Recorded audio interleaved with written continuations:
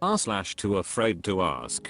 Scarface 19999 says, I 33 male, found my wife's 35 female, texts with a much younger guy 21 male.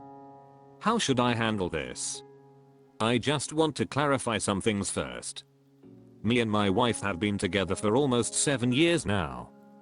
We don't have any children, because we don't want to, and we don't have any shared properties. It's been a little while since my wife started being a little bit distant. I work long hours as an engineer and she's a manager in a fancy restaurant. Because of my job we don't see each other a lot. There's a lot of free time in the weekends, when we usually go on short trips and do many activities though. Anyway, it's almost been a month now since she became distant and dismissive. Nothing really had happened between us, so I got suspicious and decided to look at her phone while she was sleeping. To my surprise, I found some texts with a young guy.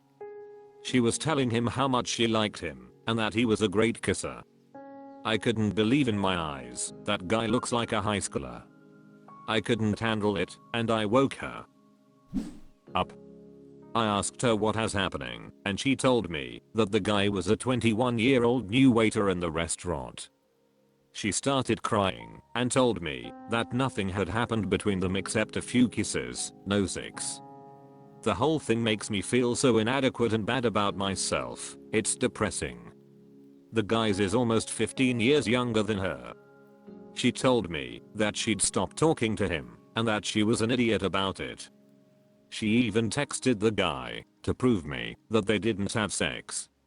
Even if it was just a few kisses, I don't if I can get over it. Should I file for divorce? Edit. There are a lot of comments and I can't answer to everyone individually, so I'll share a little more information here. I go to work in the morning while my wife starts working at noon. We don't see each other a lot every day, but I'm trying to do my best when I have time. We've talked about our relationships in the past and as far as I'm concerned she has never cheated. The guy is a high school dropout who lives with his parents and just works wherever he finds. I asked her why did she kiss him, and she replied that she wasn't thinking straight.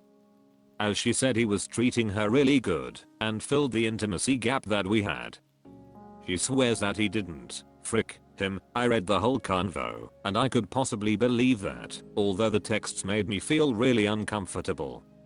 Even if it didn't happen, they were actually planning it out. She said that she still loves me very much and that she's willing to leave her job. She also suggested that we should try therapy. I don't if her remorse is real. I don't if I can forgive her, even if it was just a few kisses. I feel a little bit less about myself. But I still feel like I love her. I've cut contact with her for the past hours, and I'm trying to make a Royal at 1948 says, kiss her goodbye. You deserve better. There was probably more than just kissing, or more would have happened if you hadn't found out. Life is full of opportunities, and you're still young. Go find someone else. I will get him. Lizzie says, there was probably more than just kissing. Every single one of these stories starts with the woman saying it was just kissing. It's never true. Iclas37 says, it could be true in this case, but only because he caught her early. It's the same outcome emo. Undead 393 says, leave her bro, once a cheater always a cheater. Bwamat says, and even if they don't actually cheat again, the fact they did it in the first place shows that they are a selfish person with no respect for their partner. Cheating should always be a deal breaker. Always.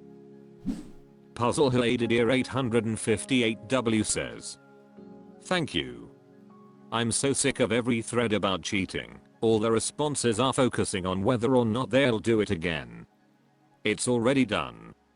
If it wouldn't be acceptable a second time, why would it be acceptable the first time? The selfishness, the disrespect, the betrayal already happened. People completely miss that point when focusing on a hypothetical second time when talking about breaking up with cheaters. The first should be enough for any self-respecting person. Deronius1 says, nothing will ever change, that the trust is gone. No matter how much you try, you'll never trust her again. Time to go. Lau Event says, completely agree, at least I would leave. I've been in the same situation. Every little thing you'll be suspicious about. Work is busy for her, and she gets home an hour late, you'll wonder.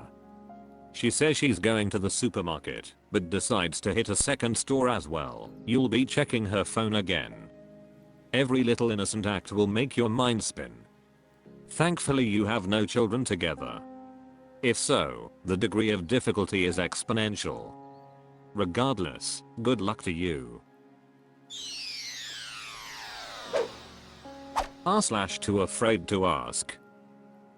Can 2020 says, how would people react if smoking, drinking and vaping were all banned? Like prohibition back in 1920 to 1933. What if the US government out of the blue banned smoking, vaping and drinking again under penalty of cane beating? How do you think people would react to that? Vmitten Sweeter says, even worse than the first time, because you're banning 3 things at once. Kmini Warhammer says, you cited the prohibition of alcohol, so you already know what will happen. Subabanghavok says, black markets would develop, everyone would do it anyway, and the law would be completely impractical to enforce, which probably wouldn't stop the government from trying. Ron Phillip says, /points at the war on drugs /. Lovely Cosmos says, I'd just stock up before it went into effect and ride it out. If we are talking including weed, I'll just go back to before it was legal in my state. Buy from a friend behind the mall parking lot. Aquaticheja Hog says, we'd all wait for Fox News to decide if it's communism or being done to protect us from the communism, before we all collectively decide our own opinions on the matter. Substantialfinance 29 says, I have a crippling nicotine addiction frick, I'm right. Frankie says Reddit says, more prisons will be established. Medium Zero Rare says, people would just buy them illegally. Satans Logitarist says, prohibition didn't stop people from drinking before, what makes you think it would now? Young Discord says, drinking already used to be banned in the States, just look up how that turned out. Bassadad says, people would still do those things, whether the government banned it or not. As we've learned, banning things doesn't work. Nawal Bakangai says, people make and consume drugs under penalty of years in prison. The only thing it would do is make access harder. Diaparad Woman says, there would be a lot of protests and people will raise a big stink about it. People will still do it and make their own cigarettes and drinks. There will be a black market for it. r/TooAfraidToAsk. Mean Blackjack says, legally, if an underage teen sends a nude photo, does that count as making underage pornography? Frick it up, I know.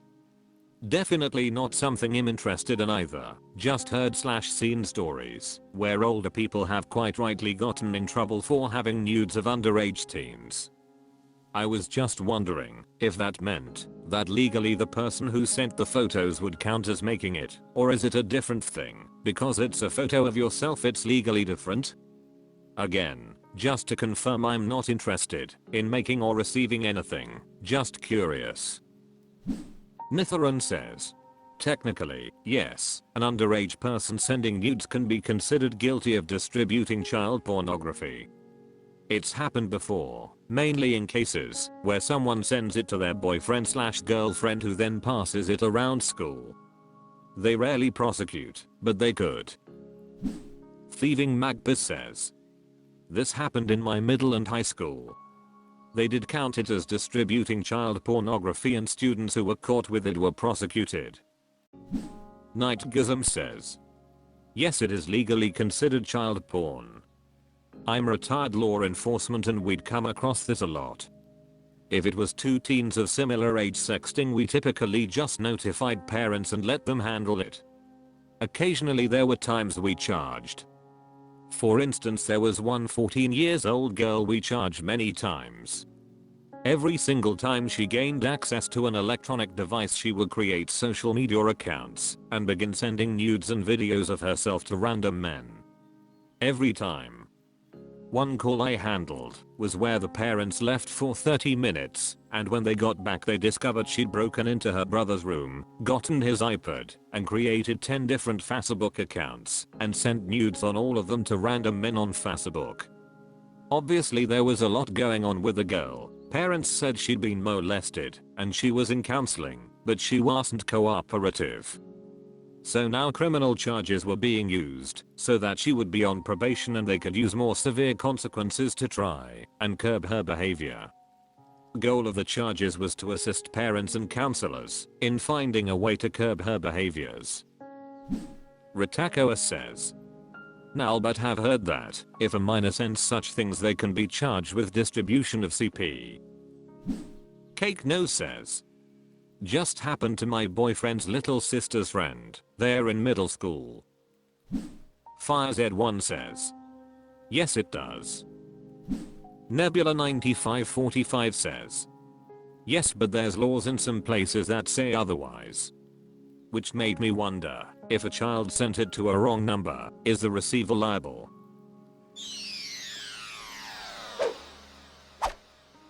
That's all for this video. Thank you for watching. Please subscribe.